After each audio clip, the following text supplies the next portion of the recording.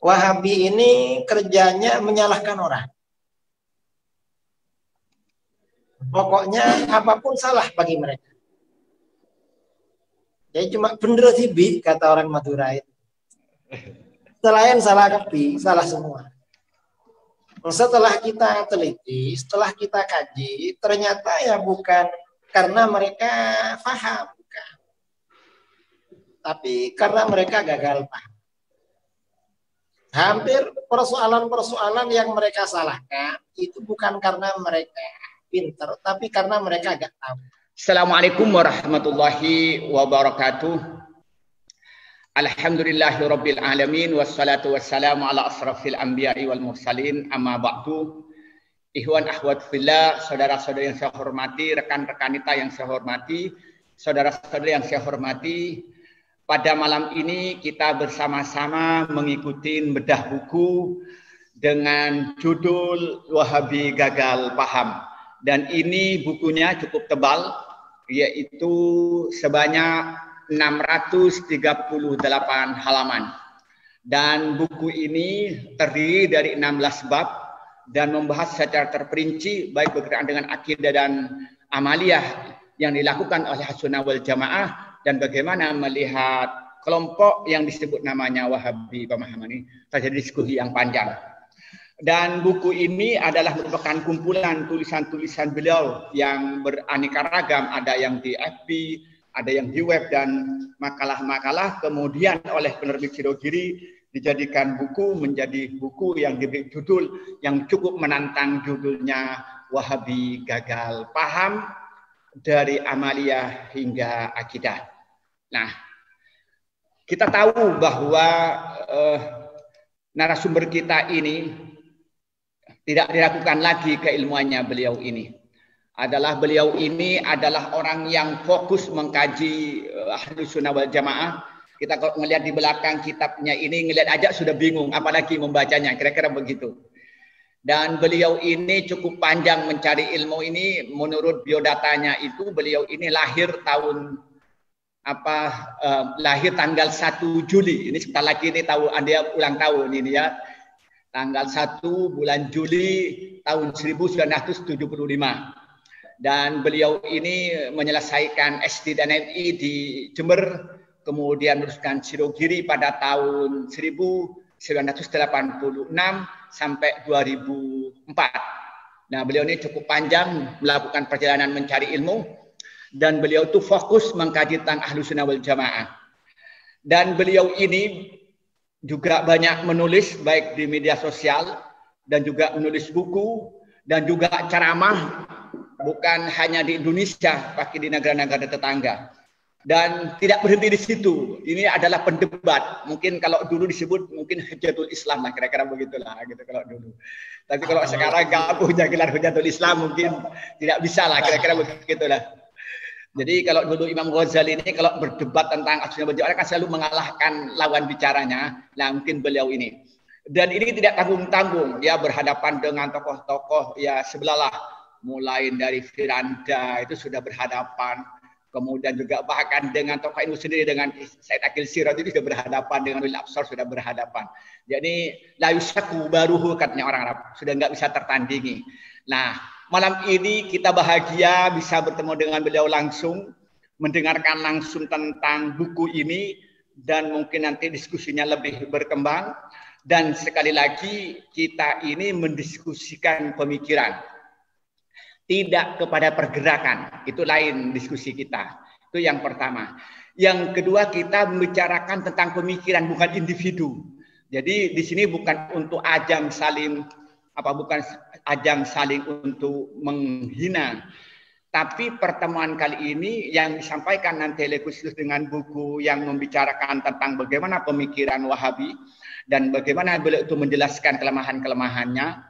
Maka di sini kita ini tidak ada saling mencaci, saling menghina.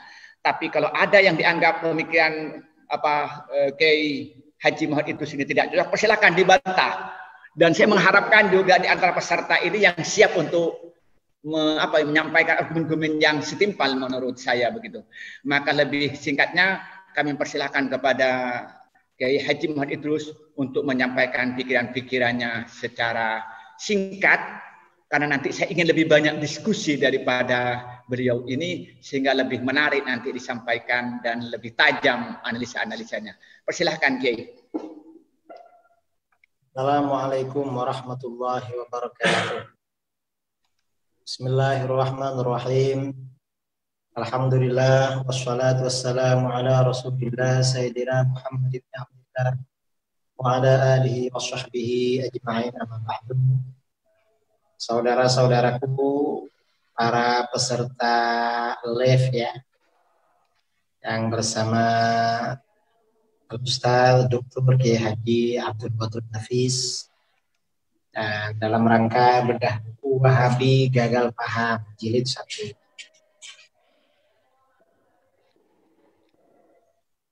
Nah, ini buku ini terbit sudah agak lama, yaitu sekitar 3 atau 4 tahun yang lalu. Dan buku ini sebenarnya kumpulan tulisan-tulisan saya di mana-mana kira-kira sejak 2009. Jadi kumpulan tulisan selama kurang lebih 9 tahun.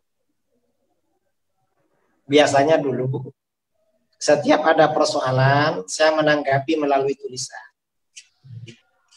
Kemudian oleh kawan-kawan saya, kawan-kawan seumpama Tarbiyah Pondok Pesantren Sidoarjo, itu dihimpun menjadi satu, menjadi buku Wahabi Gagal Paham. Nah, mengapa saya katakan, mengapa kita ini membuat tulisan-tulisan mengkantar Wahabi? Wahabi ini kerjanya menyalahkan orang. Pokoknya apapun salah bagi mereka. Jadi cuma bener sih Bi, kata orang Madura itu. Selain salah kepi, salah semua. Setelah kita teliti, setelah kita kaji, ternyata ya bukan karena mereka paham, bukan. Tapi karena mereka gagal paham. Hampir persoalan-persoalan yang mereka salahkan itu bukan karena mereka pintar, tapi karena mereka gak tahu. Karenanya kita jelaskan dalil-dalilnya di sini. Baik menyangkut masalah akidah, menyangkut masalah amaliyah, menyangkut ibadah-ibadah sehari-hari, atau menyangkut tradisi, kita jelaskan semuanya. Artinya apa? Bahwa amalan-amalan, bahwa ajaran-ajaran mulai dari akidah, amaliyah, ibadah yang diamalkan oleh umat Islam dari generasi ke generasi yang memang diajarkan oleh ulama-ulama itu semua ada dalil-dalil. Bukan tanpa dalil. Itu yang ingin saya sampaikan pesan di dalam buku. Apapun persoalan ternyata ada dalilnya. Para ulama menyampaikan dalilnya. Kalau mereka tidak tahu, ya salah mereka, tidak belajar. Sebenarnya sudah ada dalilnya, cuma mereka tidak tahu. Karenanya ya kita jelaskan di dalam buku ini dalil-dalil Ahlus Sunnah wal Jamaah. Nah, terakhir ya di antara rangkaian tulisan dalam buku ini, yang terakhir yang saya tulis, yang bagian akhir, cuma di sini ya tidak dibilang kalau bagian akhir itu 2. Yang pertama tentang bacaan tahlil, zikir tahlil. Zikir tahlil itu ditentang oleh orang-orang Wahabi. Lalu kita sampaikan bahwa orang yang pertama kali membaca zikir untuk orang mati itu bukan ulama Jawa, bukan kiai Jawa, bukan kiai Madura, tapi sebenarnya adalah baginda Rasulullah SAW. Ketika ada seorang sahabat meninggal, Rasulullah SAW mensolatkan jenazahnya. Setelah pemakaman, yaitu sahabat Sa'ad bin Mu'adz, Rasulullah membaca subhanallah dalam waktu yang lama, lalu baca Allahu Akbar dalam waktu yang lama. Satu riwayat membaca la ilaha illallah dalam waktu yang lama. Setelah para sahabat ikut bacaan itu, setelah selesai, para sahabat bertanya, ya Rasulullah, lima tusabbih fatukabbir. Hai Rasulullah, kenapa engkau baca subhanallah, baca Allah Akbar? Apa jawaban baginda? Beliau sallallahu alaihi wasallam menjawab, laqad tabayaqa ala hadzal 'abdis salih qadru. Hamba Allah yang soleh ini tadi benar-benar dijepit oleh kuburannya, kempek di kuburnya. Dijepit. Karenanya Rasulullah membacakan zikir hatta farrajahullah, hingga Allah melepaskannya dari jepitan atau himpitan. Nah, berdasarkan hadis ini, zikir untuk orang mati itu bermanfaat. Begitu dalil ini disampaikan, Wahabi protes. Kata Wahabi, itu kan baca di kuburan. Kalau tahlil baca di rumah. Loh, kamu nggak baca. Di kuburan nggak baca, di rumah nggak baca.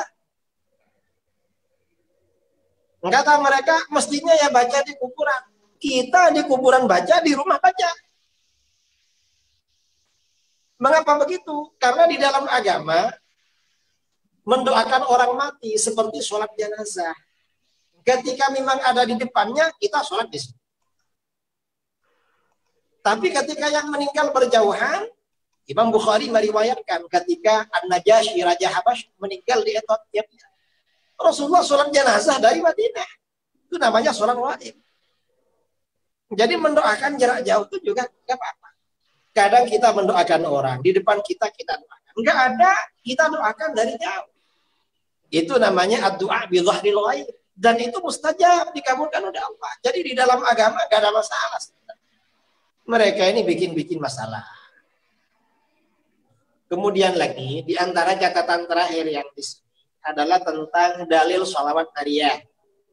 Nah, sholawat nariyah itu dikafir-kafirkan oleh Wahabi, maka di dalam buku ini kita terangkan dalil-dalil sholawat nariyah. Bahwa kalimat-kalimat yang ada di dalam sholawat nariyah itu ada dalil-dalilnya.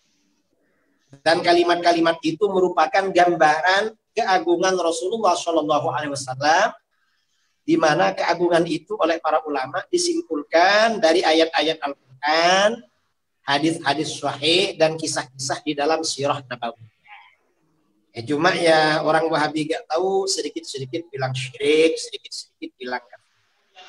Karenanya dijelaskan di dalam buku ini. Karena ini bedah buku itu biasanya penulis gak perlu lama-lama berbicara. Cukup singkat, waktu saya kembalikan kepada Kiai Matur. Assalamualaikum warahmatullahi wabarakatuh. Waalaikumsalam warahmatullahi wabarakatuh. Beliau itu menjelaskan secara singkat tentang isi daripada buku ini yang secara bombastis judulnya itu betul-betul bikin orang itu penasaran untuk melihat isinya. Maka karena itu saya membuka kepada peserta untuk bertanya. Kemudian yang mau tanya ngangkat tangan dulu biar saya buka moodnya atau saya terima moodnya.